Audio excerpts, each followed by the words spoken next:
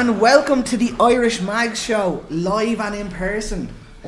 So, I'm Alan, I'll be your host tonight due to an unforeseen illness to our wonderful Mr. Paul Madden. Unfortunately, he couldn't make it tonight, but thankfully I am joined by the usual sidekick I always have, Mr. Chris O'Rice. How are you? Nice to meet you, everybody. Hi, Al. How you doing? But most importantly, as we're all here for a single reason, it's to Mr. John Anderson sitting to my left-hand side, who has made over 300 appearances for Newcastle and 16 appearances for Ireland. So thank you very much for joining us on our live event. My pleasure. Thank you very, very much. Before I get started, I'd just like to do a quick thank you to our sponsors. So first of all, I have the Half Volley, who offer a collection of high-quality clothing and merch for passionate fans of sport and music. And check out thehalfvolley.com for that. And we have FSH Training Limited, who have come on board. They are professional training delivered by frontline professionals. Frontline firefighters and paramedics deliver first aid, fire safety and all expert patient expertise for all business environments. So that's that out of the way. Well done, Al. That's that shite out of the way. We can get this started. So John, first of all, thank you very, very much for coming. No bother at all. This is absolutely brilliant. So thank you. John Anderson, everybody. Yeah.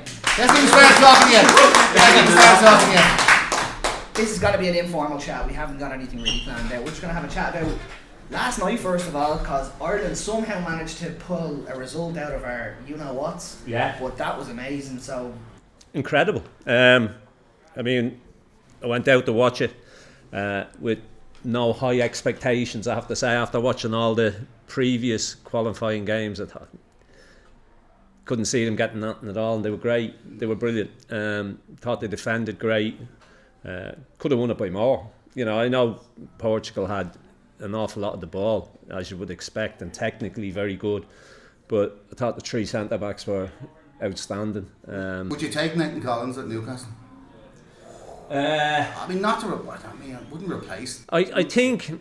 I think. Magnificent, right? Yeah, he was great. He wasn't great for Brentford at the weekend. And I don't think he's any better than the centre backs that we've got, wearing black and white now. Right. I thought he was great last night, but I don't see him getting into that Newcastle side ahead of Botman, Shaw, Dan Bourne, even Fabian Schär, to be quite honest. Right. Okay. But like the Ireland game last night, I think it was kind of, people say that would be tactics, that we're always staying five at the back. And even when we kind of have chances to kind of attack, we stay five at the back. I think they played the game magnificently last night. They had it all in the bag. They had Ronaldo wound up. Yeah, Bernardo Silva and so were passing it around, but it was just an Irish brick wall. There was no getting through that. Yeah, it reminded me a little bit of our Champions League games this season. Yeah. Portugal, neat and tidy. Technically very, very good, but no real physical presence that we're ever going to hurt you. We've played Benfica, we played Bilbao, and both of them were technically very, very good. You know, they kept the ball well, they were good on the eye, but no physical presence. You know, they got knocked around dead easy, and I thought it was the same last night. I thought we were bigger, stronger, wanted it more than they did, you know, and deserved to win it. You know, I was sat there. Well, we were there and we were watching it, and it was.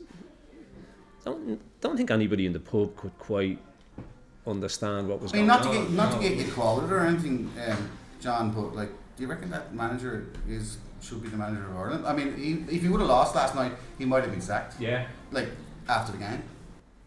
I mean, possibly so. I'm not trying to get too much of a call. No, I mean, I don't think he would have been everybody's first choice, and I don't think it's gone according to plan from his point of view up to last night. You know, I think last night was totally unexpected. Nobody seen that coming, and I think in his heart of heart, he probably didn't see that coming either, to be quite honest. You know, he had a game plan, he set up hoping that it would happen. I mean, everybody said we were greyed out in Portugal, but it's very, very easy to set up not to get beat. Yeah. You know, and that's exactly what they did out in Portugal. And unfortunately, the last minute they gave the goal away. And last night you were thinking, he's now got to set a team up to actually go and try and win the game. How is he going to do it? You know, and to be fair, he got everything spot on. You know, Parrott was great. The two wide boys with their pace caused Portugal all sorts of problems. Portugal were wide open. They just left themselves so wide open and so vulnerable. And the goalkeeper didn't help either, to be fair. Ogbenny did well. Who does Ogbenny play for? He's on loan at someone in the championship. It might be Millwall. Who's his with primary club? He's with Luton, but he's on loan. Luton. But he did well last night, I think. Who? Ogbenny, yeah. As I say, the boys, the wide boys with the pace caused them all sorts of problems.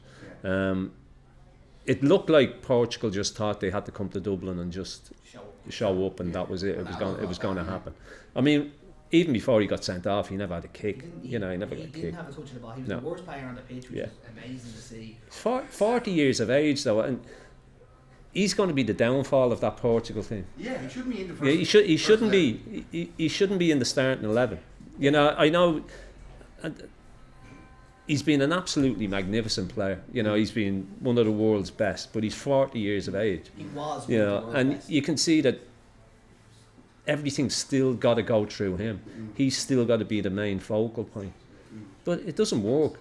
You know, he can't run around anymore. He can't do what he used to do. And all the frustrations came out last night as well with the sending off. Yeah. They have a £70 million striker sitting on the bench behind Ronaldo, Ramos. He had a couple of chances to me last night, even when he came on for. He was on for 15 minutes and he was one of their best players. Just on one other team, Josh Cullen's performance in that midfield. He was up against Vitinha, Neves, and he ran the show. Yeah, he's had a real good season at Burnley as well. You know, all the reports you read on Burnley, he's been their outstanding player in the middle of the pitch. And he was great again last night. Look, to a man, everybody in green were outstanding last night. You know, they knew what was at stake. And I suppose there was no real pressure on them because they could go and they played with a freedom. You know, if we win, we win. If we don't, well, so be it.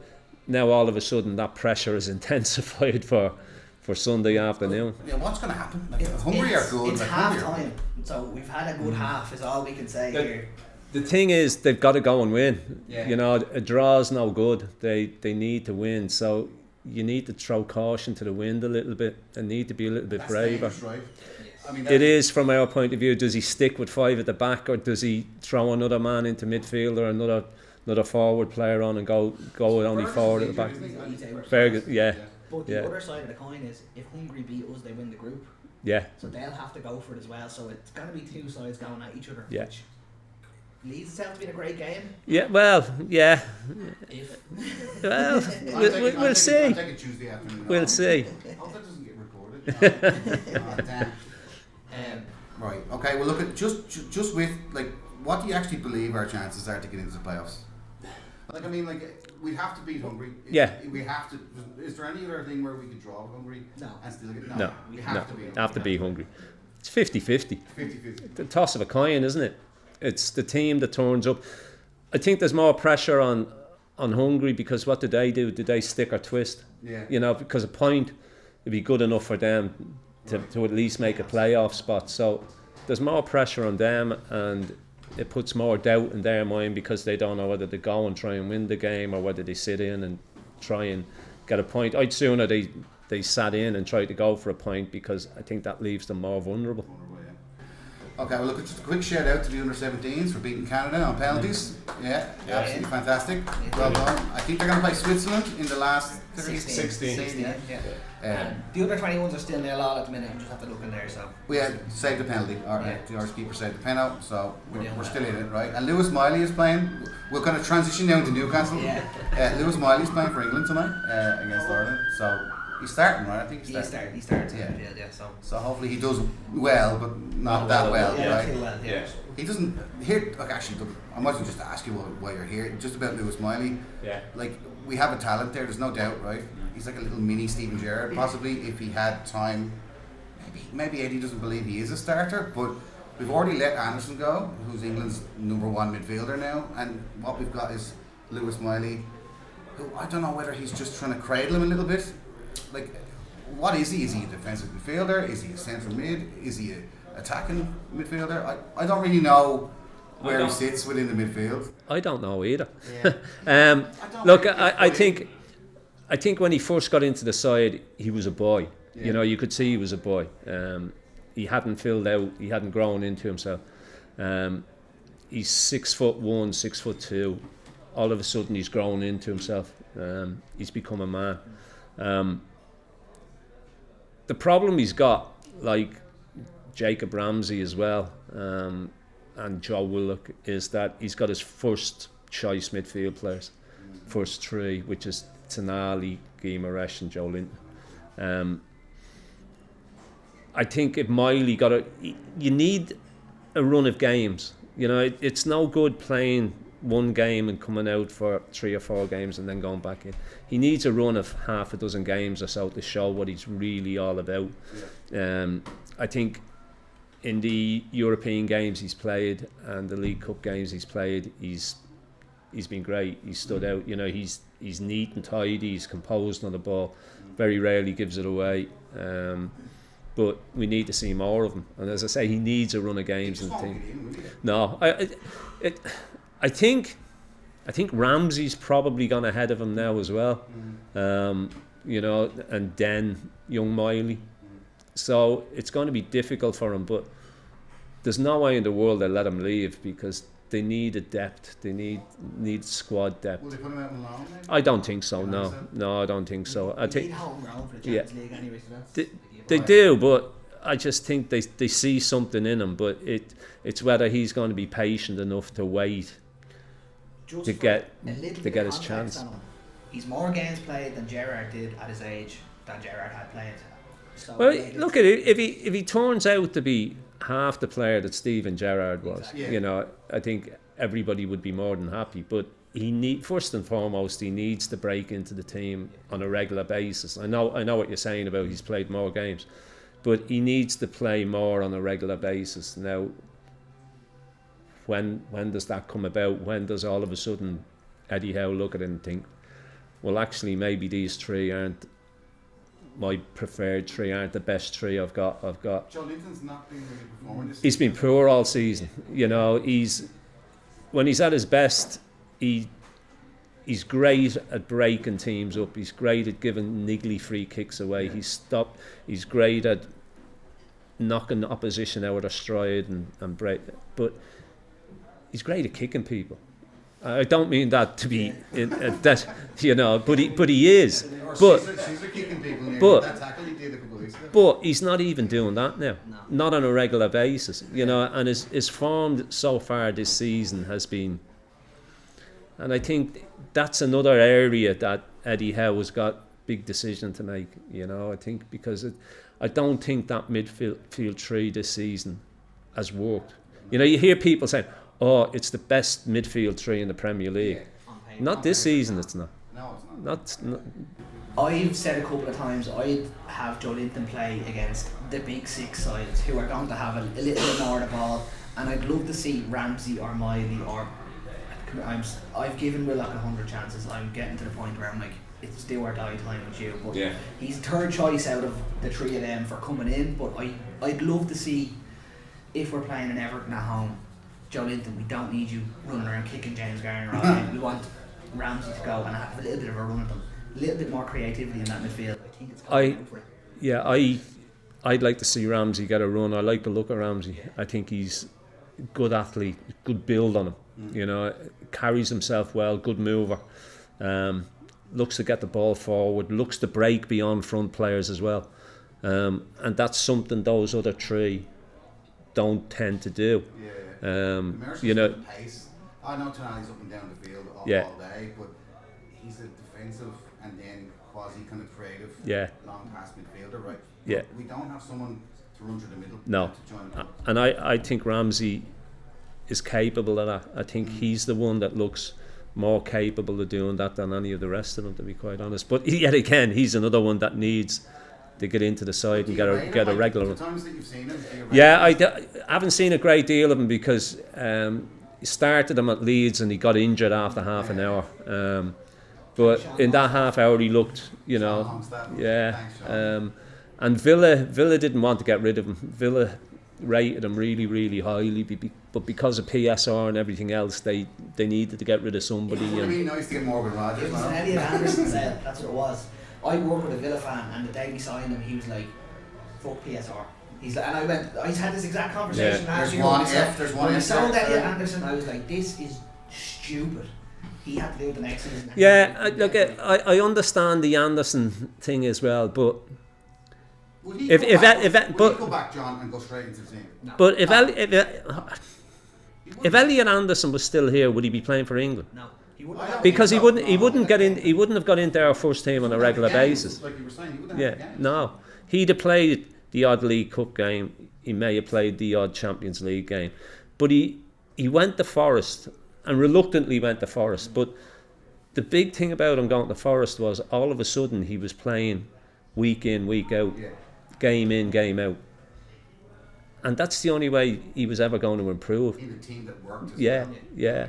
And now, as you rightly say, he's probably the number one pick in that England midfield. Yeah. And that's in the space of 12 months. On the bench. Yeah. You know, so he would. So from his point of view, it was a great move. And all of a sudden we're going, we should never ever have let him go. But you're going, well, yeah, he would have stayed here, but we would never have seen the best of him because he wouldn't have played enough games. Who would he have replaced? I mean, like, say this season, right? Like, who would he have come in for? Like, nobody. We wouldn't have signed Ramsey. Miley wouldn't have gotten the game time he's gotten. Like, it's unfortunate to say sometimes there's just not enough room to fit all these players on the pitch, and Elliot Anderson is one of them. People said, "Do you want him back? He's going to cost you 100 million." Forest will not let him go for any less than 100 million. 100 million, easy. If he was playing for us, Man City came in for us. First thing I'd say is 100 million. Is there not a buyback clause? No. Yeah. The problem is, they're all here. All the Newcastle fans going, "Yeah, we'll get Elliot Anderson back." They don't realise that everybody else is going to be interested in him as well. You know, your Liverpools, your Manchester Cities, your Arsenals, all these top clubs are going to be interested in him. And look, he may well want to come back here, but then again, he may look at it and think, well, actually, no, I don't want to go back because of what you did to us. Well, he had the chance of being Scottish, but he turned that down. Yeah. What was he, like, born in Scotland or? No, his grandfather, yeah. Tony Cascarino situation. He got picked in an England squad, and they were going to play him, and he picked up a dodgy ankle injury in training. Yeah. But he played for us on the Saturday, so it was, it was one of them. He picked up a dodgy ankle injury that was nothing wrong with it, and he decided he didn't want to play for Scotland and never got picked again. I'm not Scottish. They used to be before this ankle injury. Good choice by him. I know we've drifted around it, speaking of players and stuff and everything else, right? But I was very excited to ask you because it's been going around our Irish Mangs group, it's been going around with the lads over in Newcastle, and it's a very broad question, but we can ask it, right? Like, what in God's name is going on in the first 12 games? As in, I know we've won Champions League games, I know we bet Spurs in the League Cup, but what's going on home and away? Is it because of the players we've brought in? No. He's trying to augment the style and try and get it working. We've just been lucky in some games. I don't think it's got anything to do with the players that have come in. I think the fact that we qualified for the Champions League, which meant at least another 8 games. Yeah. You then had the League Cup and you've got the FA Cup to come as well.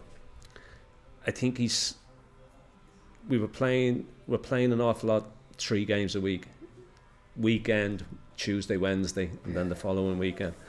And I think the type of game that we played, and we have played under Eddie Howe since he's come in, is this high intensity, high press, getting in the face of the opposition. When you lose the ball, getting it back as quickly as you possibly can. High physicality. And I just think he's looked at it and thought, we can't be doing that three times a week.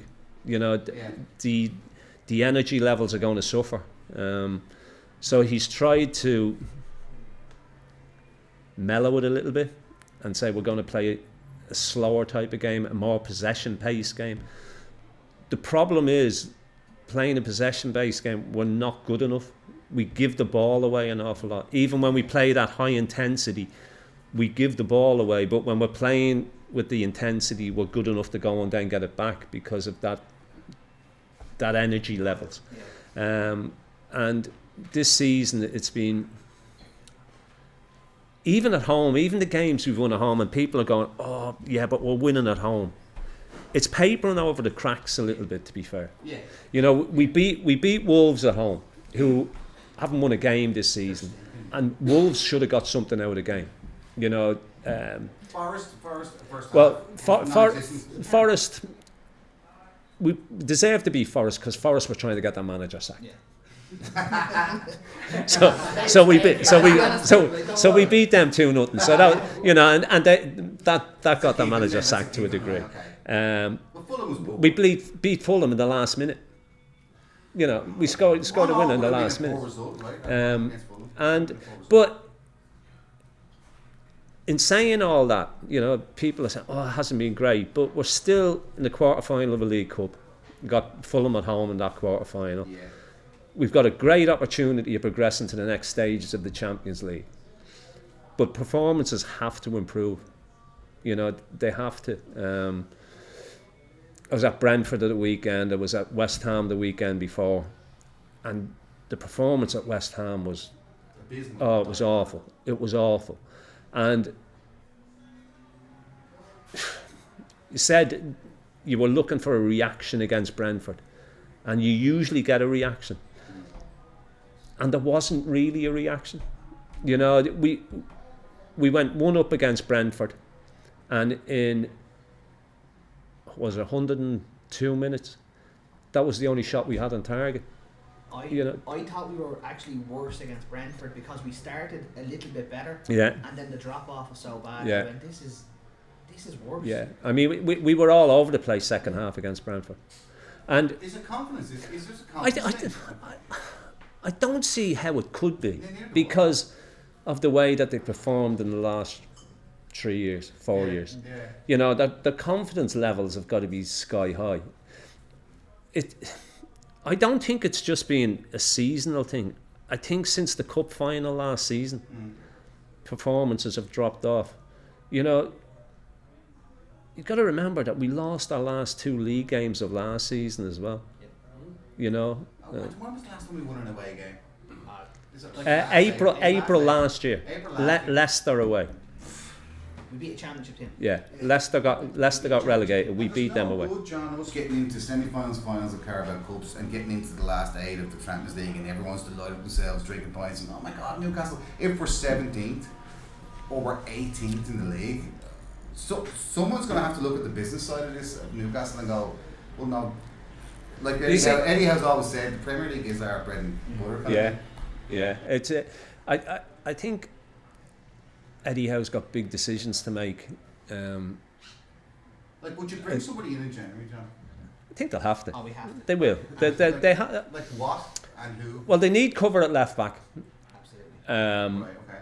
They need to bring another left back in. They probably need to bring another right back in because Trippier has been sensational for the football club since coming in. Yeah. But he's 35 years of age, and I think it's shown in the last couple of games that his legs are gone. He can't get up and back, and Eddie Howe wants his full-backs to be able to join in and get back, not just join in but get back, same way as he wants his wide men to get back and help full-backs. So probably... So we kind of left back, right back, kind of in January. I said a versatile fullback that can play either side. Now I say like a Tino Livramento. There's not very many Tinos in the world. He's probably, you know what it is, he's probably looked better at left back than he has at right back. He's been sensational at left back. But Hall's come back in, so Hall will play against Manchester City. He then hasn't got a problem to make with Dan Burn because Dan Burn's suspended. If Dan Burn had not been suspended, he then would have had a major problem. Yeah. Because what does he do? Botman hasn't been great in recent games, but I'm a big... Has he lost the Ireland? He looks like it. He looks like it. Yeah. He doesn't look but I like Botman. I think Botman's. I do. I think he's a good player, I but think we can do better than Botman. I think we can get better. but I think he would have had to make that decision. Would he have stuck Dan Burn back in there and took Botman out?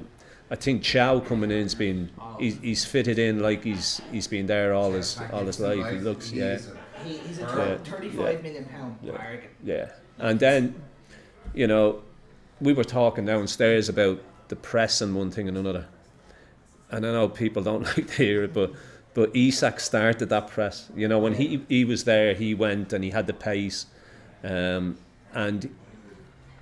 he caused defenders problems because he was prepared to run in behind, run down the channels. Yeah. We brought Voltemade in, who's a good player, but a totally different type of player. And you watch him and he wants to come deep. And he's got great touch for a big man, and his awareness. He can't lead that press because of what you've just said. He hasn't got the pace to do that. So teams are getting out and getting at us very, very easily. Since we signed him, in my head, I went, Eddie Howe wants to play 4-2-3-1 with Vissa as a striker and Voltemade in behind him. Who's on either side of Vissa? You've got Gordon when he's in form, and you've got Elanga when he's in form. But at the minute, you've got Barnes and you've got Murphy. You're going on form. It's Barnes and Murphy at the minute. It's the end of it. You see, the Vissa thing's really interesting because he's only played for his country. He hasn't played any league football. He barely had a pre-season. He was in and out of training with Brentford and training on his own. And everybody's hopes are, we're going to be fine when Wissa comes back, but there's no guarantee of that. And then I think if Wissa had stayed fit, Wissa would have been the one that played, and Voltemade would have been eased in nice and gently. And they're all going, everybody's going, when Wissa's fit and Voltemade plays off him. He's played 4-3-3 for 4 years, and it's been very successful for us. Qualified for 2 Champions League, got the 2 cup finals, won 1, playing that way. Is he going to change it to accommodate one player? Do you outlay £80 million and not try to change your system to accommodate one player? But there's a lot of other players brought in by other clubs for big money who have to sit on the bench as well. I think does he buy a striker in January? Does he buy an attacking player in January? Yes. Or are we just looking at... I can see us letting go of a winger and bringing in a winger. Let go of a Langer? No, letting go of Barnes. Just saying everybody. You see, the Barnes situation is... I think when Barnes starts, he doesn't do a great deal. You said that, right? But when he comes off the bench, he's sensational. Yeah. It's like he gets dropped and then he comes on and it's as if he's got a point to prove, and I'm going to go and do it. And then he gets named in the 11 and he goes, and he just only does so much. He's a little bit like David Fairclough back in on for you older people back for you older guys who remember David Fairclough at Liverpool. He was always on the bench at Liverpool, but every time he came on, he scored a goal. And Barnes reminds me a bit of that. Barnes as an impact sub? Yeah. It's very expensive impact sub. But if he's going to come on and he's going to score goals. Look, it brings me on to something sensational, right? And I love saying it, right? And I wanted to say it to you and see what you thought. But Gordon has been absolutely abysmal. Apart from in the Champions League, where he thinks that some other club is going to come in and buy him next year. He's been sensational in the Champions League, and he's been sensational for England. He's been great for England, and he's blown very hot and cold in the Premier League for whatever reason. What do you think it is? Can I jump in? Having Dan Burn sitting behind him and having to double up and constantly having to go back and defend first and then attack second is costing Anthony Gordon his explosiveness that when he had Hall behind him or Tino behind him, he was going, I don't really need to track back as much. When Dan Burn's there, he knows If that ball goes over the top, I'm the one that's going to have to chase it. Dan Burn runs it, he has a piano on his back. Dan Burn's a centre half playing at left back. It's a fair. That's a fair point, actually. You know, it's a fair point that you make. You know, Dan Burn's not Dan Burn's not the quickest in the world. You know, and he's probably Gordon's probably been told that you have to protect him a little bit. In saying that, 9 times out of 10, when you see where Dan Bourne is when we've got the ball, he's usually in the centre forward position. He's not at left back. What he's doing. You know, so That's tactics. it's. There's no way that Eddie would let him do that randomly. Well, he did an interview last week, Eddie Howe, and he said he's not an orthodox left back, Dan Bourne. He plays he plays the left back role differently to everybody else, and you can see, like, there's times he just takes off and ends up in the centre forward position, you know, and he wears his heart on his sleeve, Dan Bourne, and he's been phenomenal. You know, his story is great when you see where he started and where he went and where he's ended up. There's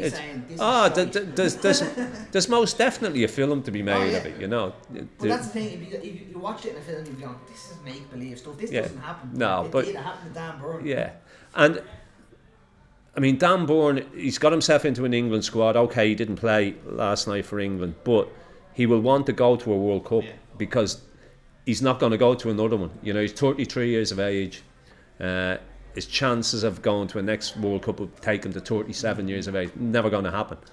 So he won't want to be out with his side. In order for him to go to a World Cup, he's going to have to be playing regular between now and the end of the season. So these are big decisions that the manager's going to have to make. Speaking of, like, out of positions, right, just to bring it back just a little bit, have you ever in your career played out of position? As in someone's actually playing. So a lot of people would say I played out of position for 20 years.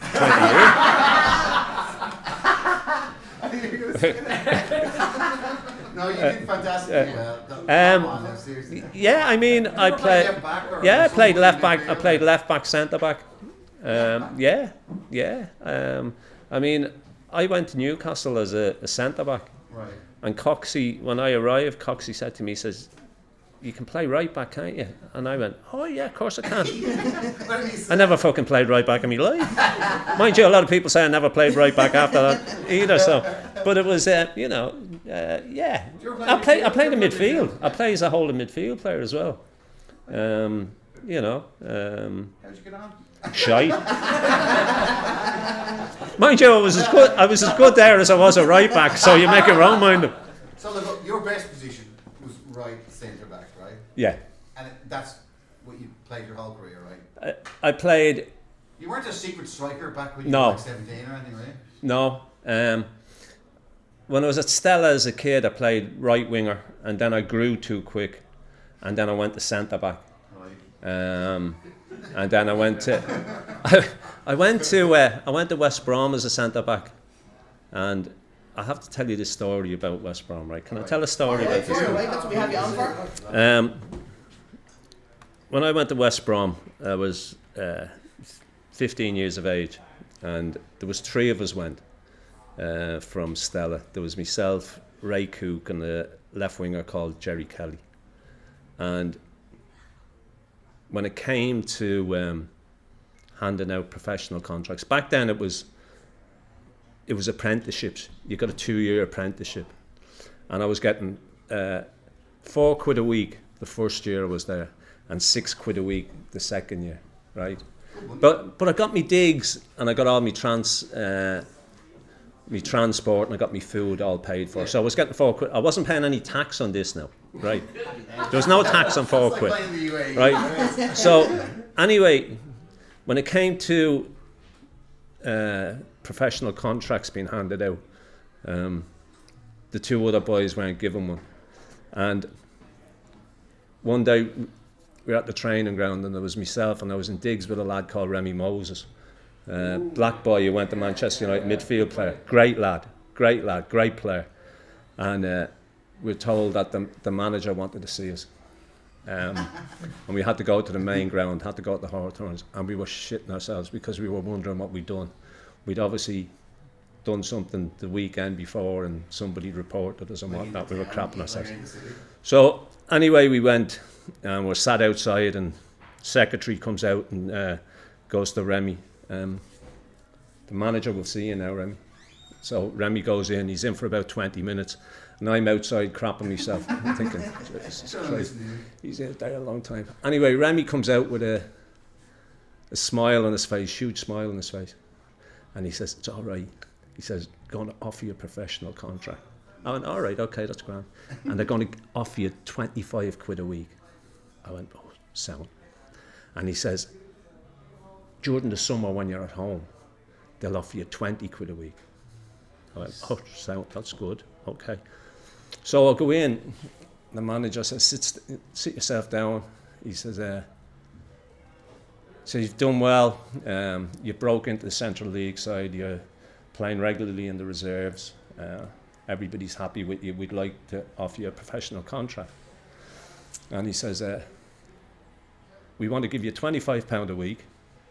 I went, okay, that's great, yeah, that's. And he says, when you're at home in Dublin, running around the streets of Dublin, he says, we'd like to give you £15 a week. And my face dropped, and he went, have you got a problem?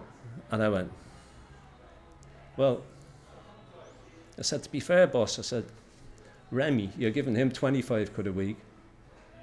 I said, when he's at home in Manchester during the summer, you're giving him 20 quid a week. Yeah.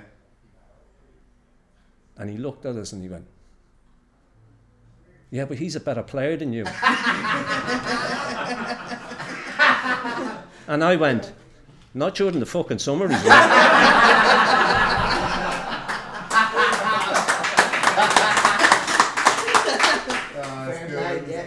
Cracker. Was he a better player than you, John? Yeah. Right. No, it's just a bit, right. So the West Brom stuff. I just wanted to bring it into kind of, going to Newcastle. Like, you've got a testimonial. You played 41 of 42 games in that promotion winning side. Yeah. Fantastic stuff. You played with, like, probably, I don't know, one of the most entertaining and best teams. Chris Waddle, Peter Beardsley, Kevin Keegan, blah blah blah. You were there for what was it, 10? 10 years. 10 years, yeah. And you're over there now. You're ingrained in the club. You're kind of like part of the big Newcastle family. I asked Pete Graves last week about Kevin Keegan. Like, do you get to see Kevin around Newcastle? Or Still see Kevin occasionally, yeah. You know, he comes back an awful lot and does an awful lot of dinners. Yeah. He loves an free dinner. Never been back to the club though. Yeah. He's never been back. We asked Pete Graves about this. Like, Yeah. would he? Is there any moment? Like, I thought when they won the Carabao Cup. Yeah. Not to say he'd turn up and be like, I started this, but Yeah. it'd be nice to have had him there. Yeah. You know what I mean? I'm not too sure whether he's had an invite actually to come back or not. But he's. I think he just preferred to stay out. I think when Kevin first arrived, was a fortnight after I arrived. Wow. And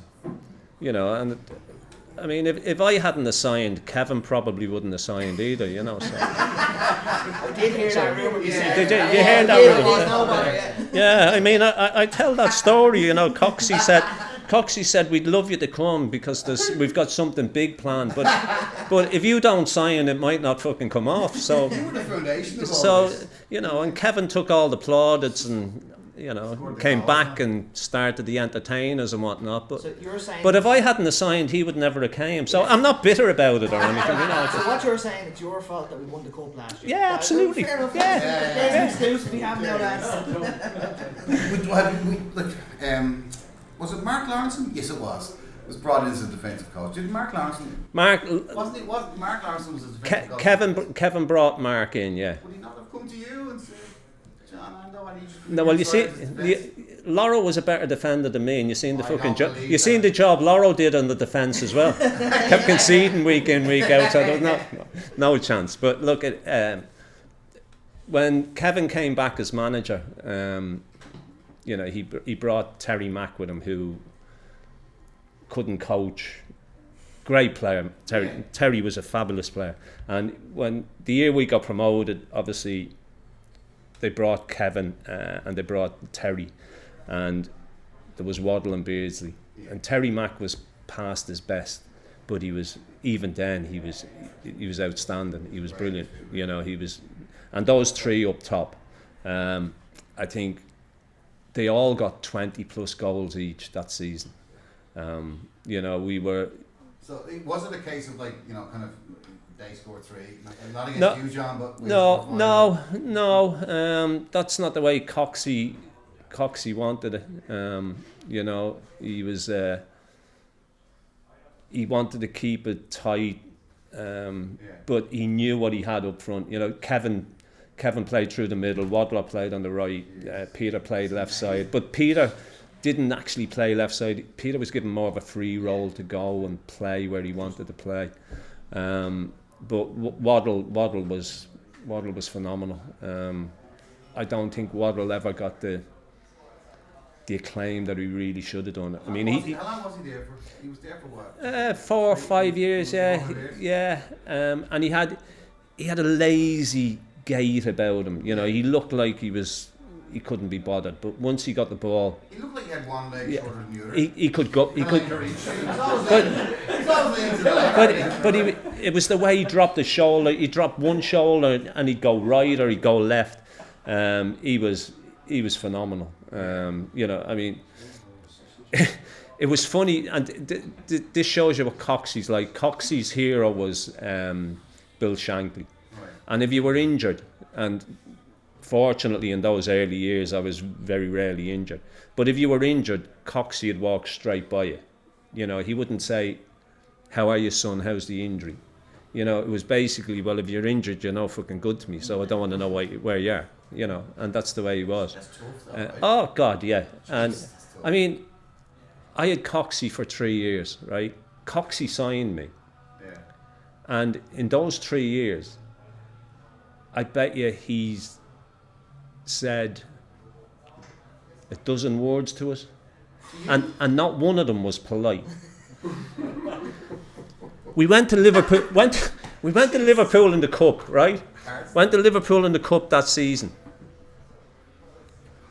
and it was a first game ever televised on the BBC on a Friday night, and we took 15,000 supporters down there, and we were going well. We were obviously going well in the second division. Liverpool were Liverpool, you know.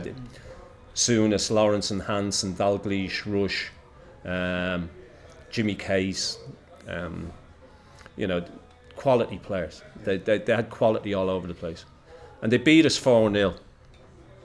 And Coxie had us all in on the Saturday morning, and he had everybody in his office individually. And Coxie wasn't the biggest man in the world, and he had a table like this. It wasn't a very big office, and he was sat there. And because he was a small man, the seat that was there, he always wanted to look down on you, right? He always wanted to look down on you. So in order to do that, he had to cut the legs off the seat. So we were basically sat on the floor. So I go in to see him, and he said, "Have you watched the match?" And I went, "No." And he went, "I want you to go home." He says, "I want you to watch the match, and I want you to come back in here in the morning." He says, "Be in here 8 o'clock in the morning." I went, "Well, tomorrow's Sunday." He went, "Always knew you were a bright lad. Yeah, tomorrow is Sunday." So I went away and I watched. I came back, and I always remember walking off behind Graham Souness at half time, and his red shirt was just soaking with sweat, you know. And I go in to see Coxie, and as I say, he never ever said anything complimentary about us, but he kept playing us, right? He played us week in, week out. So I was obviously doing something right, but he would never say, you know, when you've played well and you come in and you say, "Well played, son." He'd say it to other people, and he'd never go, and he'd never. And anyway, I come in, and he said, "Did you watch?" I said, "I did." He says, "What do you think?" I said, "I thought they were great." I said, "I thought they played really well." He said, "Is that what you thought?" I went, "Yeah, I did actually." I really did. And he says, well, I'm going to tell you something, son. He said, you know what it is? They might have been good, but we were that fucking bad. You were our best player. now get out of my office. And that's the way it went for 3 years. He never ever. But then he went to Derby. And does anybody remember Mission Impossible? The old Mission Impossible, when he'd walk somewhere and there'd be a tape recorder, right? So I'm in the house this night and phone rings. Answer the phone. And it was like silence on the end of the phone.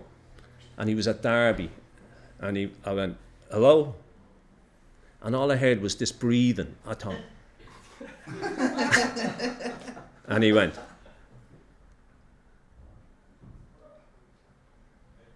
Big Republican. He always called us the Big Republican. Right? And he went. Contracts up the end of the season. And I shit myself. Even though he wasn't my manager anymore, he was elsewhere. And I crapped myself. And I went, yeah. He went, don't sign anything. I'll be in touch. And the phone went dead. And I thought, fucking hell, what's going on? So I got called in, give you a contract, and I want a £10 a week pay rise. And I was in with Willie for 2 hours. Willie, Lord of mercy on him. And I ended up getting a £5 a week. Instead of a tenner, I got a £5. And the day that I agreed that the phone rang again, and the same thing happened. There was silence on the phone. And he went, have you signed that contract?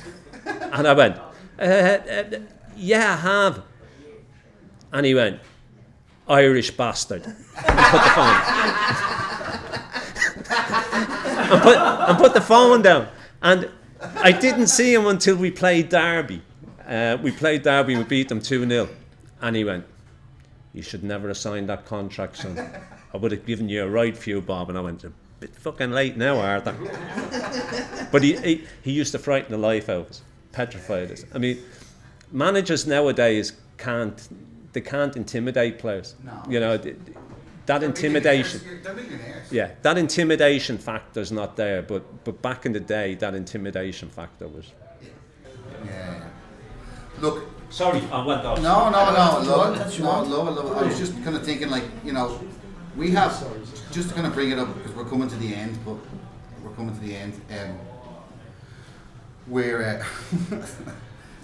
kind of just wanted to ask about like the next couple of games. I mean, I say the next couple of games, I mean all the way up to St. Stephen's Day, kind of versus Man Red, not Man United, Man Red. But like the next, my old club, yeah. The next couple of games, and like they're like luckily we have the international break to kind of have a bit of space to do a couple of bits, but most of them are off on international duty.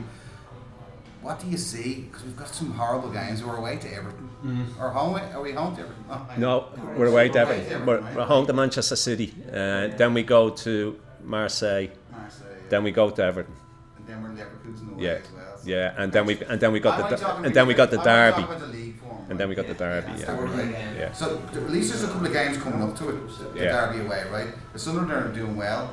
Let's not talk about it too much. We'll bleed this out, but it's just the next couple of games. Like, if Whistler comes back, I think we might see a different Newcastle in the next couple of games. If he actually plays against Man City, do you think he plays against Man City, Whistler? No. Even as No way. Doesn't even get named. No, I think Eddie Howe was very, very cautious about rushing players back from injury. He likes to make sure they're 100% fit. The major problem that he's had this season is because we've had 3 games a week, he loves being on the training ground. He loves doing drills on the training ground that you take into games. He hasn't been able to do that this season because the drills that they've done all through last season and whatnot are very intense. A lot of energy sap, and it's like they train the way they play. And that's a little bit like how they've played this season. You were saying this earlier, like with 3 games in a week. Yeah, you can't coach them like that intensity, they haven't been able to get it into their training sessions. Right. So they're lightweight training sessions. You know, they're light drills. They're not that intensified, and I think you can see that in the games. And that's nobody's fault. You know, that's nobody's fault at all. It just comes down to period, right? It's the adjustment period. Yeah, it just comes down to the fact that you've got all these games and you've got to adjust accordingly. You know, but it must be so frustrating for him because he wants to get players on the training ground, especially new players, and get them into the way that he wants them to play and what he expects of them on the pitch, and the way that he wants them to do certain things. Now you can't do that because of the game schedules. You know, it might ease off a bit after Christmas, but how do you see the next? How do you see the next couple of games? The next 6 maybe. Next 6 or so. I think we'll play a high intensity game against Manchester City because I think if we don't, they'll just play around us. The other thing with Man City is they'll play into our hands a little bit. They will be on the front foot. We love to counter. Yeah. And it's kind of the game. We do love to counter, but we haven't countered that well this season. Our best performance this season, in my eyes, are the Arsenal game and the Liverpool game. 2 games we lost. Yeah, that's something we've said. Barcelona first half. Yeah. You know, and you're right. Against Liverpool, when we went down to 10 men, we were sensational. We were brilliant. Deserved to get something out of it. We didn't. I think we'll turn up against Manchester City. Whether it's going to be good enough or not, and whether you can stop the big Dane. You know, he's just a machine. He's a freak. Like, he's a goal scoring machine. But we'll see. And then Everton away. Tough. You know, and then you've got that derby game, which at the start of the season, everybody would have went, well, we'll go there and we'll win. You know, all of a sudden now you're looking at it and thinking, it's not. They are doing what we've done. Yeah. They're getting in people's faces. They're upsetting people. They're playing high intensity.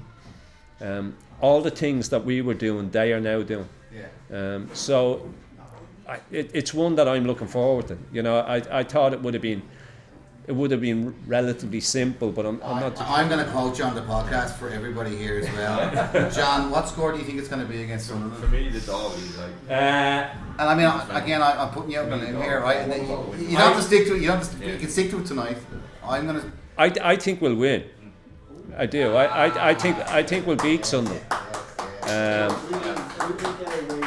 Yes. But not as convincingly as maybe we want. No, not as convincingly as I thought it would be at the start of the season. But I still think those big games we always turn up for. You don't give a shot in the derby. Yeah, no.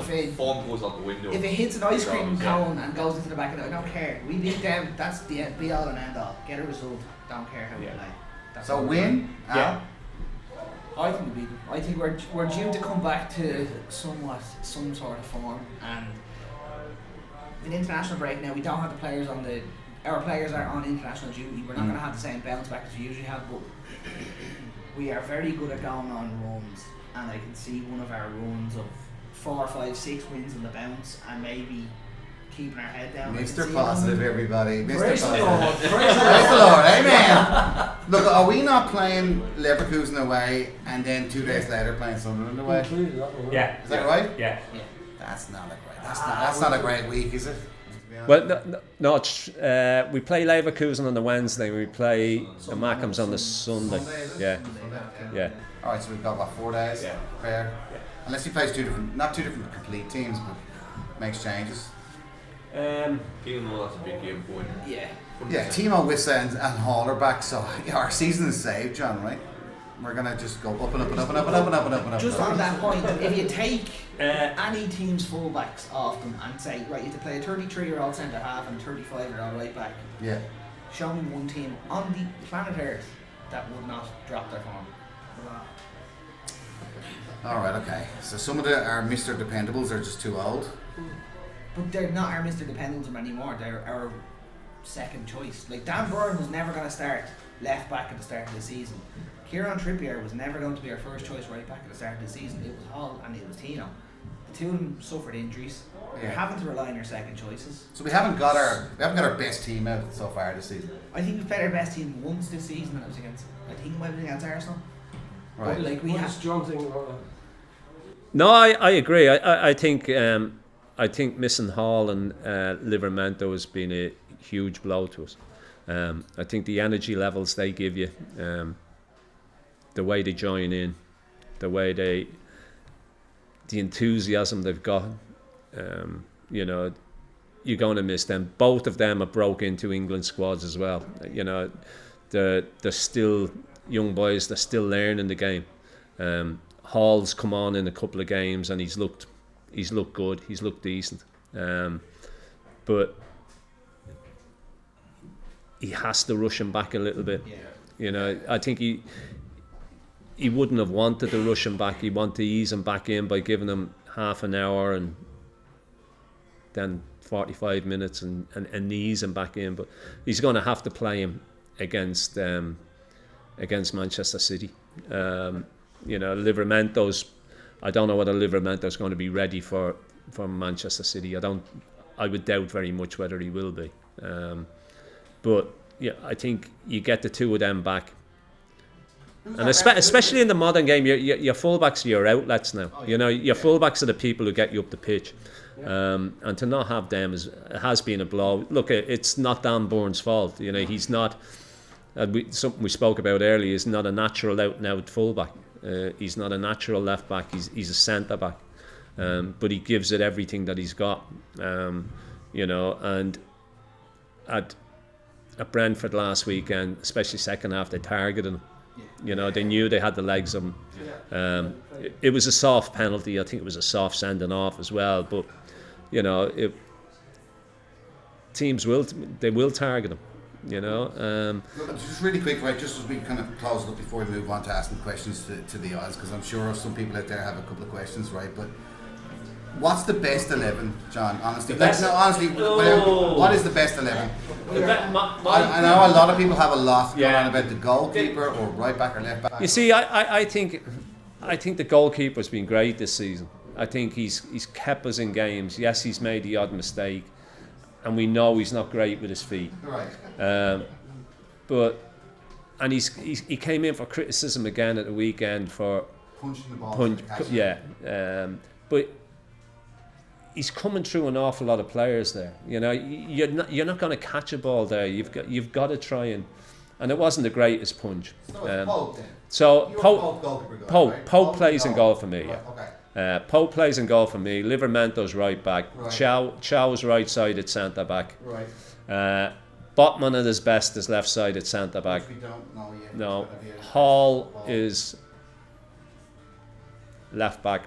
He's our starting left back. Yeah. Right. Tonali, Yeah. Guimaraes. Yeah. This is your decision. This is your hard one. Are you going to attack it or are you going to break it? Ramsey. Ramsey, right. Okay. Your left winger. Gordon. Gordon, right. Striker. Very different.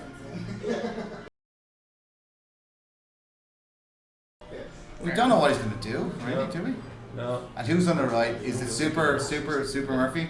Super Dream Murphy? Or is Elanga? This is the Elanga question. What's Elanga been doing since he got signed? Did we really pay 55? I'm going to go for Mr. Reliable. We're going to go for Murphy, Yeah. Yeah. That's what I thought. Why would we spend £55 million on a is this another impact sub? He's still finding his way. You see, Elanga's the prime example of what I was talking about earlier on about getting on the training ground and working with players and getting them to do what they want them to do. He hasn't been able to get Elanga on the training ground and drill into him what he wants and what he expects because of the 3 game a week situation. Look, I think in time it will come. It's just taking a little bit longer. I know a lot of people will say, well, Wissa's got to play, but we haven't seen Wissa, so we don't know how fit he actually is. The other side of Elanga. If Elanga had scored in the first day of the season against Villa, Well, he should have done. He should have scored. If he had done that, you see a different player playing for us right now. Yeah, it's a John Dahl Thomason situation in Sheffield Wednesday. You know, he's clean through. He puts that away. He misses him from then on. His confidence just got shot to bits. Well, I'm going to grab the microphone and I'm going to go out. Just before you do, right. I did hear a rumour that something very important is happening on Tuesday. Hang on, is this an exclusive? I think it's not an exclusive. He's not allowed to say. You're not allowed to say, John. We've asked his good wife, you might be allowed to say. But are you allowed to say anything to us about what could be happening on this Tuesday? No idea. I'll see you next Tuesday, says him. If you don't want to talk about it, you don't have to talk about it. This isn't in the notes. That's alright, that's alright. This isn't in the notes. What the hell? That's alright, we'll leave it at that then. We'll leave it at that then. He's looking at Aldo. Is it embarrassment? Like, No. There's no need to. I'm going to just Your wonderful wife has really thrown you into the deep end here. That's all I'll say. From a random Well, this is the thing with women, they can never keep them out. Alright, we'll move on from this. Right, hang on a second. Now, John, I'm going to bring this out. If anyone wants to ask a question, right, and you can just talk back in. So, Brian, you hand it out to anyone else who wants to ask a question. Anyone else who wants John answer the question? Fire away, everybody. Anything about now Newcastle, old Newcastle, Hi, whatever. John. I'm Brian Carr. I'm secretary to the Irish Mags. Hey! And I'm a County Durham lad, born in County Durham, 25 years over here. But love Newcastle, and you were a stalwart in my favourite team. And ask you a couple of questions. I know what your favourite games are. Right. But I want to know which is your favourite. Now, it's a win, draw and a loss. Right. The loss was Liverpool. I was there, Anfield. Yeah. He said 15,000. I think 3,000 were left on the A1 or the M62. 12,000 on the ground. Yeah. Brilliant day. Got beat. Yeah. So we parked that one. The next one, Leeds Road, Huddersfield. Got promoted. Yeah. I was behind the goal when Peter Beattie stuck it right in the top corner. Nice. Got over under the pitch. Yeah. That was a draw. And You the know win- what it is, Brian? You might not remember this, but I scored that day and it was disallowed. Now, if VAR had been involved, it would have been overruled. If the lines had been drawn, the goal would have stuck. That's the first positive thing you've ever said about I'm going to cut that short. I'm going to agree with it. So we should have won. Yeah. Anyway, it was a draw. Yeah. The win, and it was one of my favourite ever games. Peter Beattie's first time in the Gallagher. Scored 3 against, we beat Man City, the second division. Was your favourite Yeah. season when we did it? Yeah. Peter got 3, Waddler got 2, and Manchester City, where there was Chelsea, Sheffield Wednesday, Man City, and funnily enough, Carlisle were the other side that were chasing promotion, and it was the Easter weekend. We played Manchester City, and I think there was 10,000 locked out of St James's, Oh, unbelievable. and Unbelievable. we beat them 5-0. Yeah. And they had a goalkeeper called Alec Williams, That's right. and he got man of the match. Yeah. Even though he conceded 5, he got man of the match. The 3 boys up top who we were talking about, Kevin, Peter and Waddler were unplayable that day. They were brilliant, absolutely brilliant. So there's a win, draw and a loss. Which was your favourite game out of those? I would have said Huddersfield because obviously we got promoted that day, but I had my nose broke that day as well, and I had a goal disallowed. So I'm not going to pick that one. I'm going to pick the Manchester City game because, as I said, Andy, there was only 36,000 inside St James's that day, and it was that whole season because the capacity of St James's was totally different. But the noise that was made all that season was incredible, you know. And at 1:30, 2 o'clock, every home game ground was full. You know, it was incredible. But that Manchester City game was brilliant. Well, I would take any answer because you were brilliant that day. Should we drop it back all the way back? You can come up or you can take it back. I don't know how long that lead goes.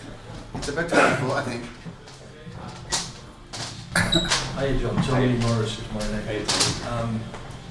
I'd like you to cast your mind back to 1988. Right. I was in amongst the away fans in the corner at West Ham. Oh, I know what's coming here. You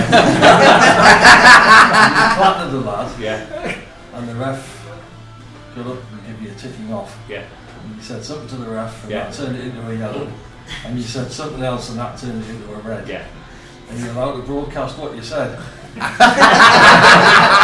Great question. Oh, yeah. Very good. My memory's not that good.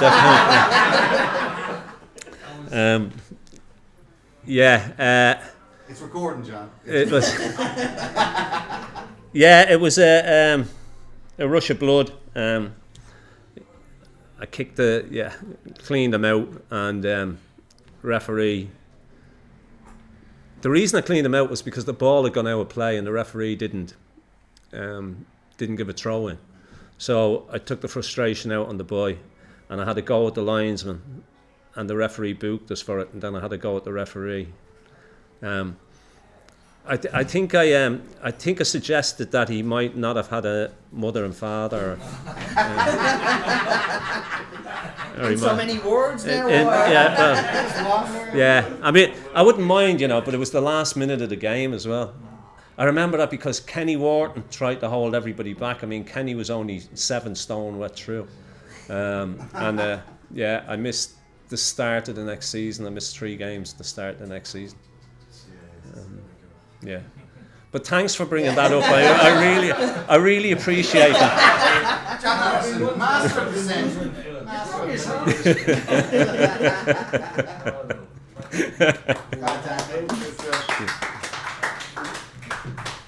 Hi everyone, I'm Darrell. I'm the same with Brian, County Durham lad. Just one for me, it's going back, obviously it's anyhow 4 seasons with Newcastle and obviously we're playing 4-3-3. Do you not think we're getting a bit predictable in the games, and do you think sometimes Eddie can be at fault for not making changes quick enough? Because lately we're all seeing for the past 2-3 seasons, 3 people will come on about 64 minutes, and then the game's kind of over nearly. I think that's a very valid point. I think we are becoming a bit predictable in the way that we play. We spoke about the 4-3-3, and what does he do when Wiss is fit? Does he change the formation? But it's something that's been very successful for us as a club and as a team for the last 4 years. But teams have sussed us out a little bit, and I think when he doesn't change it as such. I think when he makes substitutions, they always seem to be just like for like substitutions. It's not as if it's not as if he's taken somebody off to put somebody else in to play a different scenario. I mean, the West Ham situation, at the end of the game, I had no idea what formation we were playing and who was playing where. At the end, Tonali was playing right back, Chow was playing left back, and you're going, who's playing where? You didn't have a clue. So to a degree, I agree. I think he thinks about it. It was like the Dan Bourne sending off. As soon as he got booked, you're there going, you need to get him off. You need to get him off because they've sussed him out. They're having a go at him, and nothing surer he's going to get sent off. And sure enough, and look, hindsight's a wonderful thing. We can all look at it and say, yeah, well, I was going to do it, and I thought about doing it, but will I do it now? Will I do it now, or will I do it in 10 minutes? That's the problem. Because it's like when the red card came on, you saw those whole strips ready to come on, and it's like, just do it 5 minutes 5 minutes earlier. Yeah, and then that could have been the change game for us. We've got the pace. Yeah. Going back to what you said, I do feel like Livramento is better on the left because Gordon and Livramento they work together and they know each other's weaknesses and when to cover. I don't think Livramento thinks about it as much on that left side. I think at times, and this isn't a criticism because he's a quality player and he's a great fullback. I think he thinks about it a little bit too much at right back. Should I go? Should I stay? Where at left back, because it's not natural to him, he just goes all the time. You know, and he just thinks, well, it's not my natural position. If I make a mistake, well, you know. So he just goes. Where at right back, he hesitates once or twice instead of just getting on his bike. But look, it'll be great to have both of them back. Oh, cool. Good, nice one. All right, well, I tell you what, we might run over far too much, and John Anderson hasn't had a drink yet. I bet you haven't heard that in a long time, I tell you. Yeah, give us that sec. Sorry. Wait there. Sorry, we're way over. I don't know whether YouTube will even let us post this. But look at, Al, you can... That brings our live show to an end. First of all, thanks to everyone for showing up. It's been great, but most importantly, thanks to Chris. Me, right? Thanks, everybody. No, honestly, John, thank you so much. John.